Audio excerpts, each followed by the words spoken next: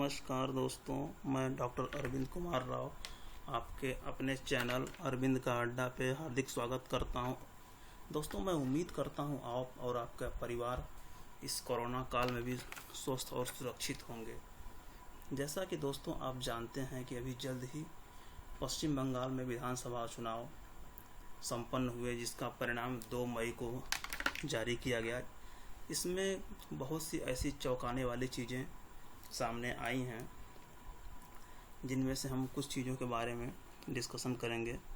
सबसे बड़ी और चौंकाने वाली महत्वपूर्ण बात यह रही कि ममता बनर्जी की पार्टी का कद तो बढ़ा है।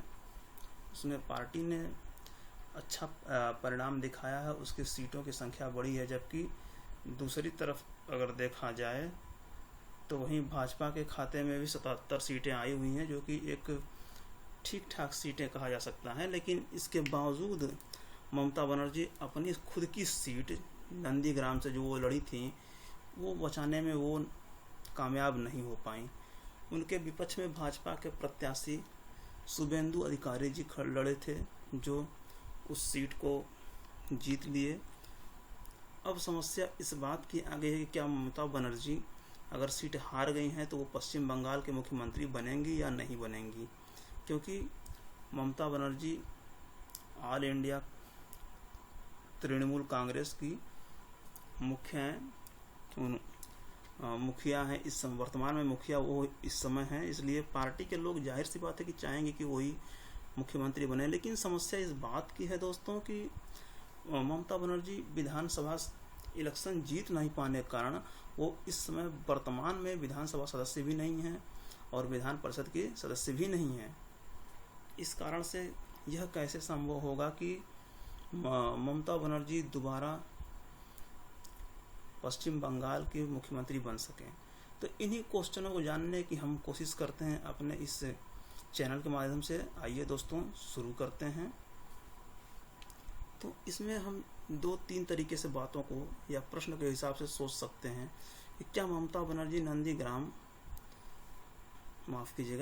पश्चिम बंगाल विधानसभा सीट हारने के बाद भी मुख्यमंत्री बन सकती हैं। दूसरा क्वेश्चन ये हो सकता है कि ममता बनर्जी नंदीग्राम विधानसभा सीट हारने के बाद भी मुख्यमंत्री कैसे बन सकती हैं। तीसरा क्वेश्चन आपके दिमाग में ये आना चाहिए कि भारतीय संविधान की किस धारा के अनुसार ममता बनर्जी नंदीग्राम पश्चिम बंगाल विधानसभा सीट हारने के बाद ही मुख्यमंत्री बनाई जा सकती हैं। तो देखिए, नीचे मैंने फ़ोटो शेयर कर रखी है ममता बनर्जी की, और साथ में है जो नंदीग्राम से जीते हुए विधायक हैं श्री शुभेंदु अधिकारी जी। मैंने इन दोनों की फ़ोटो एक साथ शेयर कर दी है। तो आगे देखते हैं हम पश्चिम बंगाल। भारत के मैप में पश्चिम बंगाल की स्थिति क्या है। तो आप देख सकते हैं कि भारत के नक्शे में जो रेड कलर से दिखाया गया है वो है पश्चिम बंगाल, ठीक है। और हम उसमें से स्पेशली देखते हैं नंदीग्राम। तो नंदीग्राम देखिए, यहाँ नक्शे में देखिए नीचे की तरफ दिखाया गया है। दूसरे वाले मैप में देखिए, उसमें नीचे की तरफ दिखाया गया है। अब देखिए पश्चिम बंगाल में किसने कितनी सीट जीती वो दिखाया जा रहा है। तो टोटल सीटों की संख्या यहाँ पे 294 यानी 294 है, जिसमें से ममता बनर्जी की पार्टी ने 212 सीटें जीत रखी हैं, प्लस उनके साथ की एक सहयोगी दल ने 1 सीट जीत रखी है। इसके अलावा भाजपा ने 77 सीटें जीत रखी है और अदर ने 1 सीट और जीत रखी है। इस प्रकार से टोटल अगर देखा जाए तो 294 का आधा होता है 147। मतलब अगर कहा जाए कि आधे से अगर कोई एक ज़्यादा अगर पा जाए तो वो अपनी सरकार पश्चिम बंगाल में बना सकता है। मतलब ये है कि अगर जो भी पार्टी 148 पाएगी, 148 सीटों पे विजय पाएगी, वो अपनी सरकार बना सकती है। तो देखा जाए तो मैं यहाँ किसी पार्टी के पक्ष विशेष की बात नहीं कर रहा हूँ, किसी का पक्ष नहीं ले रहा हूँ। मेरा मेन टॉपिक ये है कि ममता बनर्जी अपनी सीट हारने के बावजूद भी मुख्यमंत्री कैसे बन सकती हैं, ठीक है। तो आप देख रहे हैं जिसमें कि ममता बनर्जी की पार्टी ने अच्छा प्रदर्शन किया हुआ है, तो उसके बावजूद वो अपनी सीट बचाने में नाकामयाब रहीं।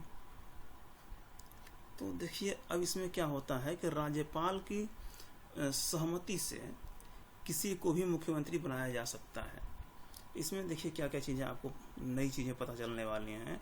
राज्यपाल जो है कि बहुमत दल के मुखिया की सहायता से किसी को भी मुख्यमंत्री बना सकता है, चाहे वह पार्टी का सदस्य हो या न हो। वह व्यक्ति चाहे विधानसभा का चुनाव हार ही क्यों न गया हो, चाहे भले ही वह व्यक्ति विधानसभा चुनाव न लड़ा हो। इसके अलावा एक और कंडीशन बनती है कि भले वह व्यक्ति कभी पश्चिम बंगाल न देखा हो या पश्चिम बंगाल न गया हो। तो ये बातें केवल पश्चिम बंगाल के लिए लागू नहीं होती हैं दोस्तों, ये बातें हर उस जगह के लिए जहाँ लागू होती हैं जहाँ पे किसी ऐसे व्यक्ति को मुख्यमंत्री बनाया जाता है जो अपनी सीट हार गया हो या जिसे पार्टी अपनी सहमति से बनाना चाहे, लेकिन उसके लिए पार्टी को केवल सहमति जरूरत नहीं, उन सभी पार्टी की सहमति के साथ साथ राज्यपाल की भी सहमति आवश्यक है। चलिए आगे देखते हैं। तो इसमें क्या है कि भारत का संविधान भाग 6 के अनुच्छेद 164 मुख्यमंत्री को विधानसभा या फिर विधान परिषद के सदस्य को चयन की शर्त है दी हुई है। यहाँ पर आप देखिए मुख्यमंत्री बनने के बाद लेकिन 6 माह के भीतर उस व्यक्ति को विधानसभा का विधान परिषद का सदस्य बनना होगा। इसमें साफ साफ दोस्तों कहा जा रहा है कि अगर आप मुख्यमंत्री बनते हैं तो आप बेशक आप विधानसभा इलेक्शन न लड़े हों या आप विधानसभा सदस्य वर्तमान में न हो, ठीक है, आपका उस राज्य क्षेत्र से भी कोई संबंध ना हो, लेकिन अगर आपको पार्टी के द्वारा और राज्यपाल की सहमति से मुख्यमंत्री नियुक्त किया जाता है तो आपको 6 माह के भीतर विधानसभा या विधान परिषद का सदस्य बनना ही पड़ेगा, ये अनिवार्य है। देखिए ममता बनर्जी को नंदीग्राम में हारने के बाद क्या करना होगा ताकि वो पुनः मुख्यमंत्री बन सकें। तो आप जैसा कि जानते हैं मुख्यमंत्री तो ममता बनर्जी बन सकती हैं एकदम आराम से, उन्हें कोई दिक्कत नहीं है, लेकिन उसके बाद उन्हें क्या करना पड़ेगा, बहुमत प्राप्त दल की सिफारिश पर ममता बनर्जी को मुख्यमंत्री तो नियुक्त किया जा सकता है, लेकिन उन्हें एक शर्त को पूरा करना पड़ेगा जो कि मैंने पहले बताया हुआ है। तो वो शर्त बस इतनी है कि उन्हें 6 माह के भीतर विधानसभा या विधान परिषद का सदस्य बनना होगा। इसके लिए उपाय क्या है दोस्तों, इसके लिए उपाय ये है कि इस बहुमत दल विधानसभा के अपने किसी सदस्य को इस्तीफा दिलाएगा, फिर 6 माह के भीतर ममता बनर्जी को इस्तीफा वाली सीट से जीत करके विधानसभा सदस्य बनना ही होगा। तो छोड़िए मेरी बात सुनिए, मैं क्या बताना चाहता हूँ। इसमें ये कहने का मतलब है कि अगर ममता बनर्जी के जो पार्टी के जो विभिन्न सदस्य रहे होंगे वो विभिन्न सीटों से इलेक्शन लड़े होंगे जो और जीते होंगे, तो उसमें से जीती हुई सीट पर से किसी एक व्यक्ति के द्वारा अपनी जीती हुई सीट से इस्तीफा दिला दिया जाएगा और उस इस्तीफे देने के बाद वहाँ पे 6 महीने के भीतर जो है दोबारा इलेक्शन कराया जाएगा, ठीक है। जहाँ पे दोबारा इलेक्शन होने के बाद उस सीट से ममता बनर्जी को इलेक्शन लड़ना होगा और इलेक्शन लड़ने के बाद जो है कि वहाँ से जीतना पड़ेगा। तो ठीक है दोस्तों, ये हो गया हमारा आज का वीडियो अगर पसंद आया है तो आप उसे लाइक करें, शेयर करें, चैनल को सब्सक्राइब करें, ज़्यादा से ज़्यादा लोग हमारी बातों को पहुँचाएँ।